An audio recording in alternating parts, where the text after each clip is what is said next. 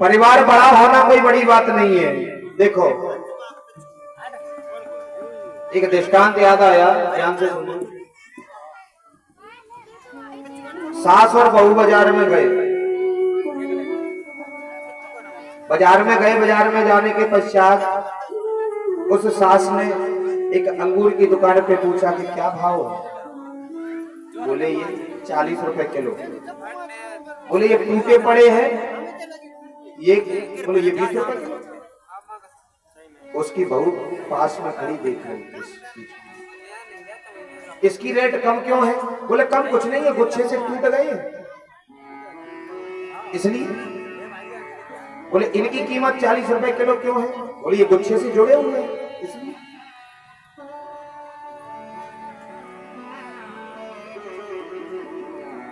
बात अंगूर की नहीं है, बात परिवार की है। यदि आप परिवार से अलग रहेंगे तो कीमत आपकी कम हो जाएगी, और आप उससे जुड़े रहेंगे तो कीमत ज्यादा रहेगी। ध्यान दें, आचार्य सुखदेव जी कहते हैं राजन परीक्षित, दान सभी को करना चाहिए, और दान इतना करना चाहिए, दान इतना करना चाहिए, दान हमेशा करते रहना चाहिए। आचार्य सुखदेव जी कहते हैं राजन परीक्षित, एक दान की कहानी, दानवीर राजा की कहानी याद आ रही है, यदि सुनना चाहो तो सुनाए। बोले महाराज बिल्कुल। बोले एक राजा नृग थे, ध्यान से सुने, देखो दान वाली चीज आपको दिखाएं। दान भी करना है तो किस प्रकार से करना है। आचार्य सुखदेव जी कहते हैं राजन परीक्षित, एक राजा नृग थे, नृग। और राजा नृग इतना दान करते थे, इतना दान करते थे कि आसमान के तारों को कोई गिन सकता है लेकिन उनके दान को नहीं गिन सकता। धूल के कण को गिन सकता है लेकिन उनके दान को नहीं गिन सकता। बारिश की बूंदों को गिन सकता है लेकिन उनके दान को नहीं गिन सकता। बोले कैसा दान करते थे?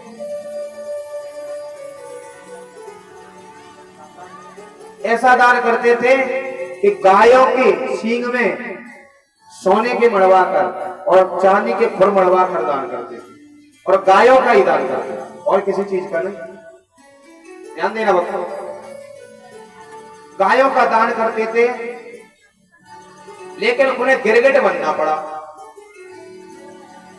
इतना दान करने के बाद बड़ी विचार वाली बात है, गायों का दान वो भी चांदी के सींग मड़वा कर, तो सोने के सींग मड़वाकर चांदी के खुर मड़वाकर दान किया जा रहा है, उसके बाद भी गिरगिट बनना पड़े। क्या मतलब कैसा दान भाई? आज द्वारकाधीश अपने पुत्रों को लेकर गए और एक कुएं में जाकर दिखाया, बोले ये देखो ये कौन पड़ा है।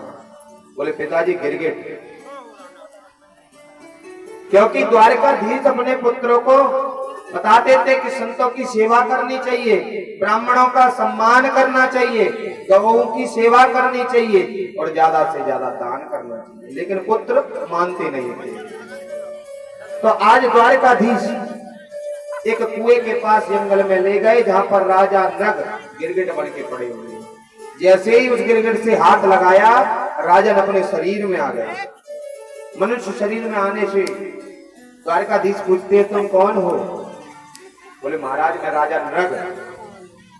बोले गिरगिट बने क्यों पड़े? द्वारकाधीश को तो पता था, लेकिन अपने पुत्रों को ज्ञान देने के लिए ये कथा उनको दिखाई।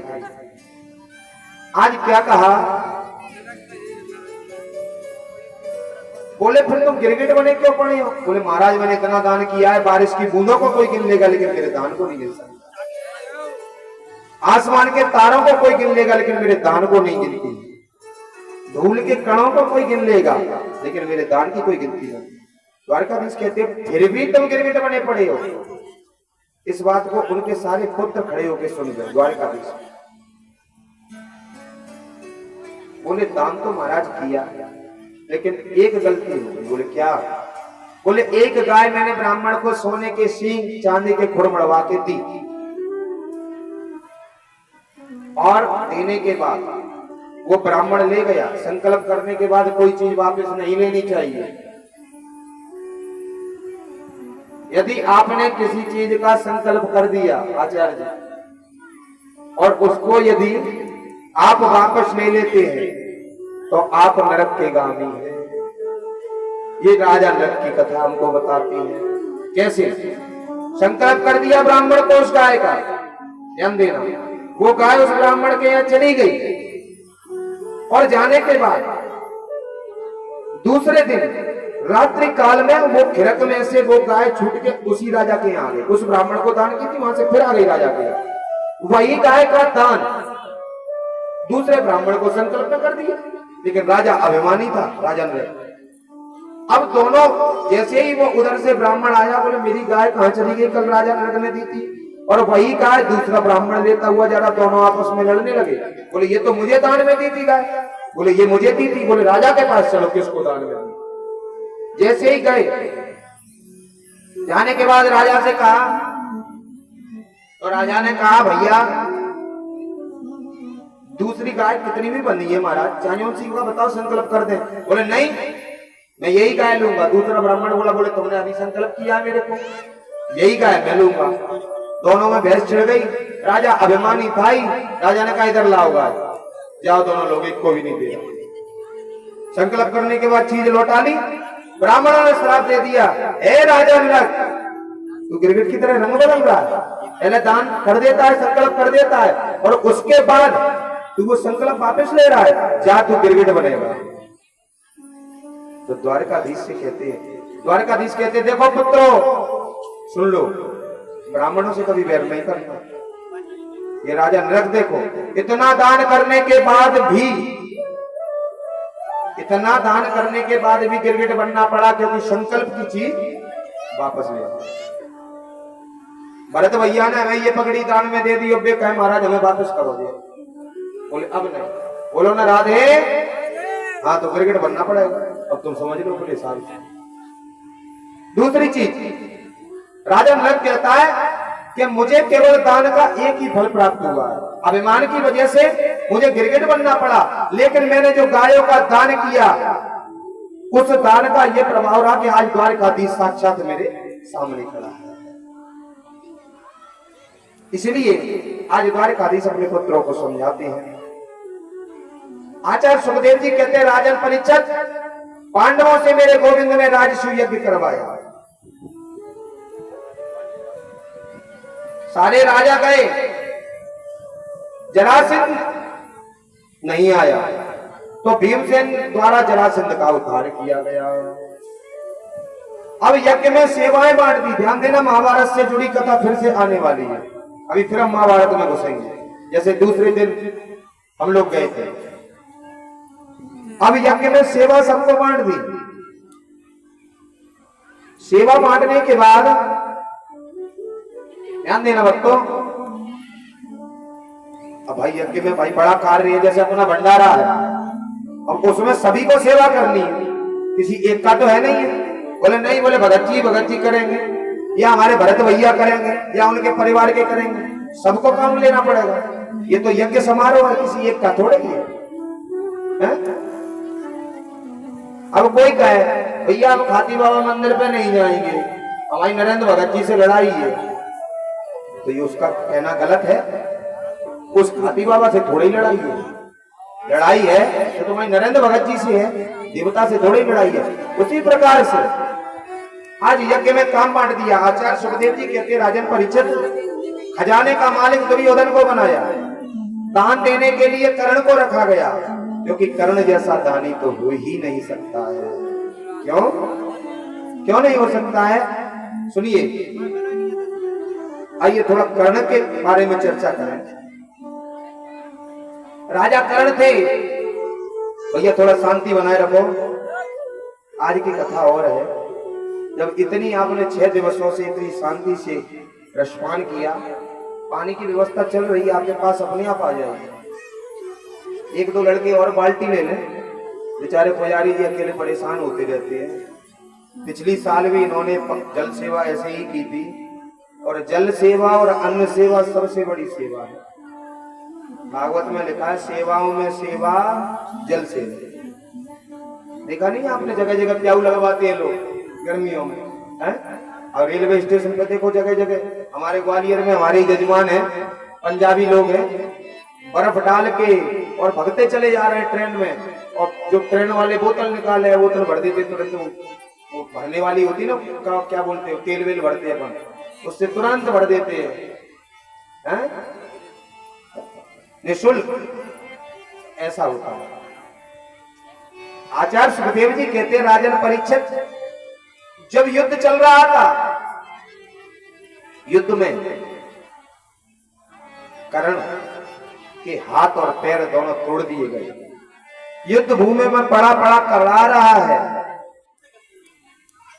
तो आज द्वारकाधीश अर्जुन को लेके गए, बोले अर्जुन चलो तुम्हें एक दानी से मिलवाते हैं। बोले चलो। आज दोनों ने साधु का वेश बनाया, द्वारकाधीश ने और अर्जुन ने, दोनों ने आज साधु का वेश बनाकर जाकर कर्ण से कहा, कर्ण आप ही राजा कर्ण हैं? बोले हाँ। बोले दानी भी कहते हैं आपसे? बोले कहते तो हैं। बोले आज हम दान लेने आए हैं, दान देने के लिए सामर्थ्य है? बोले महाराज अभी तो मेरे पास इन प्राणों के सिवा कुछ नहीं, क्योंकि मैं युद्ध भूमि में पड़ा हुआ हूं, अभी मेरे पास कुछ नहीं है। बोले वैसे तो तुम्हारा नाम सुना था, हम तो साधु हैं, आए थे, शायद कुछ कर्ण के यहां से दान मिल जाता। जैसे ही जाने लगे तो तुरंत कर्ण ने बुलाया, बोले प्रभु रुको, क्योंकि अंत समय तक, अभी तक मैंने इतना दान किया, और यदि अंत समय आप लौट जाओगे तो लोग क्या कहेंगे? दानियों में से नाम मेरा हट जाएगा। आज एक पत्थर उठाया, कर्ण के दो सोने के दांत लगे हुए थे, और जैसे ही वो पत्थर उसने मुंह में मारा तो दोनों दांत टूट गए, दोनों सोने के दांत टूटे। जो द्वारकाधीश साधु के भेष में थे उनसे कहा, ये लो दान, अभी परमात्मा परीक्षा लेगा, देखो कैसे। बोले ये झूठे दांत तुम्हारे मुंह के, लोहू लहान खून से बिगड़े हुए रक्त से, बोले ये दान हम नहीं लेते। कर्ण ने कहा अब क्या करें? धनुष बाण पड़ा हुआ था, धनुष बाण उठाया, हाथ पैर काम नहीं कर रहे हैं, प्रतींचा को चढ़ाकर और दांतों से जो तीर को दबाया, और ऐसे जैसे ही तीर दिया, बोले हे मां गंगा, मैंने यदि तन से मन से हमेशा जीवन भर दान किया हो तो आज तो यहाँ प्रकट हो जाना। जैसे ही तीर कमान जमीन में मारा तो मानसी गंगा प्रकट हो गई। बोले मानसी गंगा की जय हो। मानसी गंगा जैसे ही प्रकट हुई, दोनों दांत धोकर और दान किया, तो द्वारकाधीश अर्जुन अपने असली वेश में आकर कहा, अर्जुन देखो अंत समय में भी प्राण निकलने वाले हैं, युद्ध भूमि में पड़ा हुआ है, लेकिन उसने दान देना नहीं छोड़ा। तो आज द्वारकाधीश प्रसन्न हुए। द्वारकाधीश ने कहा, कर्ण मांग ले तू जो मांगना चाहता है। बोले प्रभु अब क्या मांगूंगा? बोले तू चाहेगा तो तुझे पहले जैसा ही राजपाट फिर मिल जाएगा। बोले प्रभु अब कुछ नहीं चाहिए।